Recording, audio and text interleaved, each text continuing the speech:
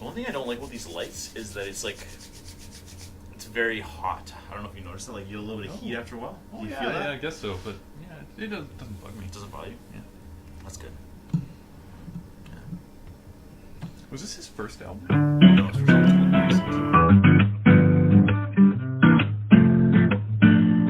Welcome back. All right, back for another episode of Sound Culture, the show where we give you recommendations on albums you should listen to. Mm-hmm. And if you haven't listened to the album before, that's great. We're going to tell you why you should listen to it. And if you have, give it another shot. Today we're talking about Chaos. Joyful Rebellion. I'm Tim. And I'm Brendon. And the reason why I think you should listen to this album is because it is an incredibly influential Canadian hip-hop album.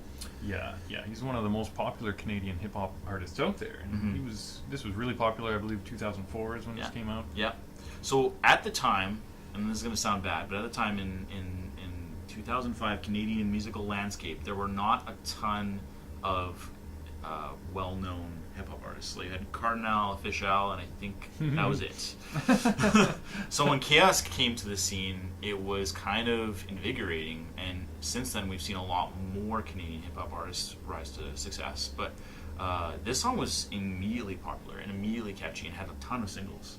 Oh yeah, absolutely. And I think Crab Bucket was the big one. That was the first song I saw. He had a video on it, and it was really It was actually popular. his first single too. Yeah, and I thought it was a little different too. If you can remember the bass line in that, the main melody there, it mimics Hit the Road Jack actually. Yeah. And it's got the same feel, it's got the same rhythm, and it's kind of upbeat and Of all the songs you can sample, Hit the Road Jack. Yeah, exactly.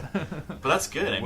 It worked. And not to belittle Crab Bucket, but there was a lot of other great singles on there too, like B-Boy Stance and Man I Used to Be and The Love Song, which along with Mirror were both semi-autobiographical songs. So that's right. They're That's about right.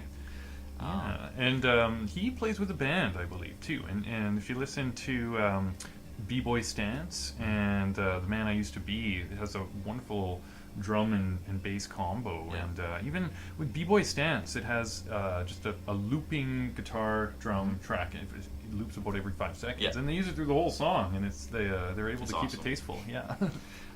So to that point too, that Brian just mentioned about playing with a live band, he actually performs with a live band as well as plays with them in his music, which is very uncommon in hip hop for whatever reason. But Chaos is taking, when you listen to the album, you'll hear this. He takes a lot of influences from a bunch of different genres. He's not just doing hip hop music. He's not just doing, indie hip hop or alternative hip hop or whatever you want to call it.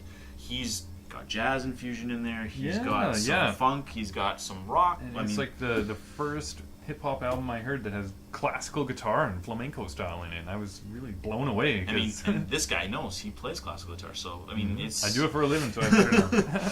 Yeah, it's a really interesting album. And again, like I said, if you haven't listened to it in a while, you're going to be surprised at how much of a front runner it was for that kind of conscious alternative hip-hop. Yeah. One thing that I found kind of interesting was reviews that this album got. Some of them were negative because they were mentioning how he's really outspoken about the negativity in the whole music industry, and he doesn't swear. And he even mentions conscious hip hop and things like that. So a lot of his album is themed around that, and some people kind of took that as holier than thou, or he's a hip hop spiritualist or something, and all he's doing is attacking people who are in the matrix of the modern music industry. Yeah, it's really interesting because today, if you listen to music today, if you listen to like Kendrick Lamar or Chris Stapleton, or not Chris Stapleton, Jesus, Vince Staples. Chris Stapleton is a country artist. If you listen to Vince Staples or Kendrick Lamar, anybody who's making conscious hip hop, it's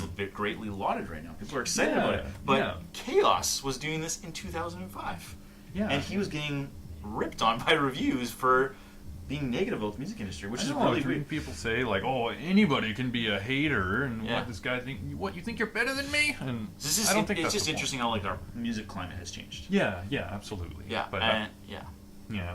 And I gotta mention, Dirty Water is probably my favorite song on the whole thing. And it actually featured Sam Roberts, and I think that song, they just did a fantastic job. It's really entertaining. Okay, so one other thing I just remembered, you mentioned how he doesn't swear in his albums.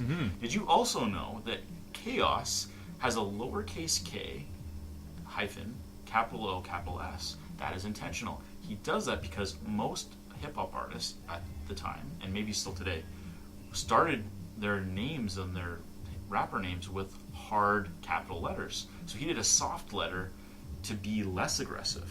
So you think you're better than me, huh? So it's a very conscious Yeah. decision. I mean, again, we don't want to go over and over about how that was sort of something that was happening, but I think he was making some really interesting insights, and he was acknowledging a lot of very negative things in the hip-hop industry.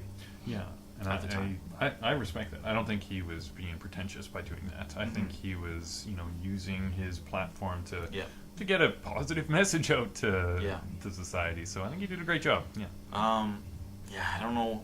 I think the other thing that's really important about Chaos is that his music is actually nice too. Like, it's like you can listen to it, and you can listen to it at a party, or you can listen to it at home by yourself, or doing the dishes or whatever. It's actually just nice music. Like, you can say it's like elevator music that is boring and you can ignore it. I just mean, like, it's not disruptive. Yeah, or like the love song in Hallelujah, especially. Those are slowed down, and those are much more relaxed. So yeah. So I think you should give Chaos, Joyful Rebellion a listen. This is Sound Culture. Thanks for watching. Thanks for watching.